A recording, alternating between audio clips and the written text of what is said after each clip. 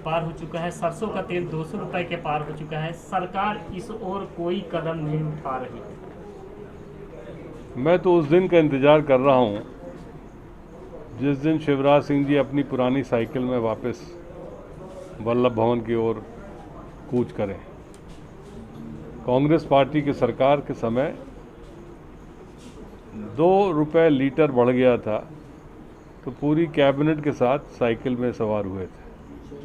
आज जब अंतर्राष्ट्रीय बाजार में तेल का भाव घटा है उस समय की तुलना पर, और वैट की वजह से और टैक्स की वजह से इतना रेट हो गया, लेकिन न मोदी जी को न प्रदेश के मुख्यमंत्री जी को कान में जूं रेंग रही है।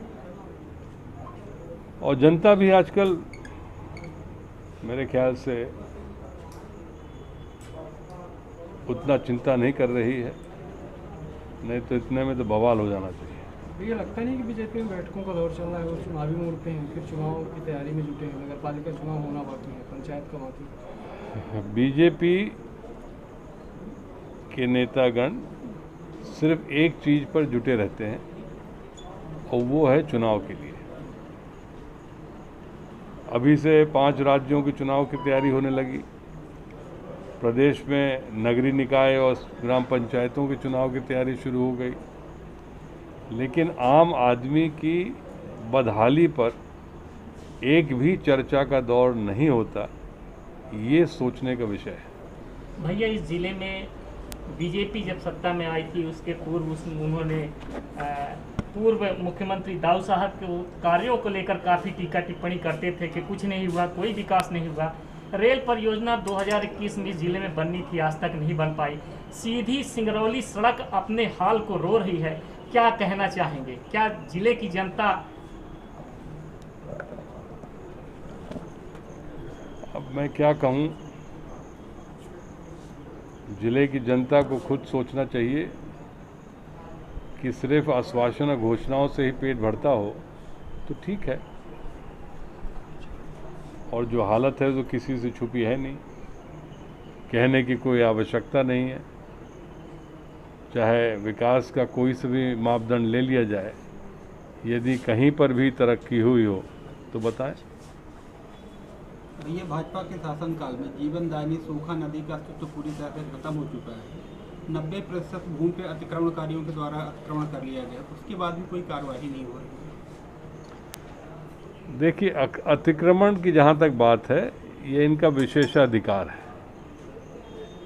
आप यदि सर्वे करेंगे तो अनेक तालाबों में अतिक्रमण हो रहा है और संरक्षण भारतीय जनता पार्टी के नेता दे रहे हैं।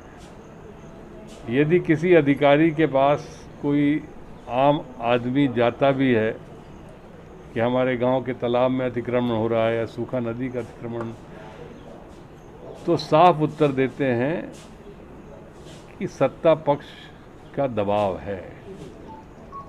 मैं बहुत साल से राजनीति में हूँ, इस तरह की हालत देखने को मुझे पहले कभी नहीं मिला। तो ये लगता है कि प्रशासन को दबाव में, सत्ता पक्ष के दबाव में रहकर काम करना चाहिए।